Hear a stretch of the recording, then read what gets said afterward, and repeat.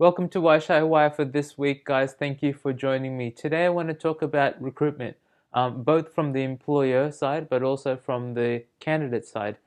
I've kind of been a bit lucky. I've had multiple chances to be party of a recruitment process, and in fact, most times I've been on the employer side than the employee or the candidate side. But one thing that I've learned over the years, and the one thing that I will give as advice if anyone ever asks me about recruitment, is that you have to hire for attitude over aptitude. You have to hire in a way that you prioritize the soft skills of, in my case, a software engineer, over their technical hard skills. And usually when I'm talking to people who are from a technical background, they'll sort of step back a little bit and say to me, how does that make sense? Do you mean that for admin and business analysts and for people that aren't technical, or do you mean that for everybody? And really, I mean that for everybody.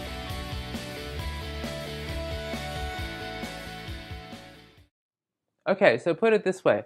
I would much rather welcome someone onto the team that has the same value and cultural alignment as the team does than someone who has a technical proficiency or some sort of expertise. Now, sometimes it's horses for courses, but most times what you'll find is that it's so much easier to skill someone up in a particular technology, in a particular process, in anything that's a skill set, is so much easier to skill someone up in that than to try to influence their behavior or to change their behavior. And let's face it, do you really want to change someone's behavior? Probably not. But if they're not clearly not fitting into the team behavioral construct, check out a video I've done on social contracts for this. That behavior needs changing to conform with the norms of the team, right? And so if you've recruited somebody that doesn't have that and actually fits outside, that, as far as I'm concerned, is a bad recruitment. Purely because if you have a bad hire like that, you're consistently going to need to spend more time on that person to try to bring them to a place where they work well within the team. Now, I'm not talking about personality traits here. I'm talking about inbuilt behavioral traits, things that you don't really know you have.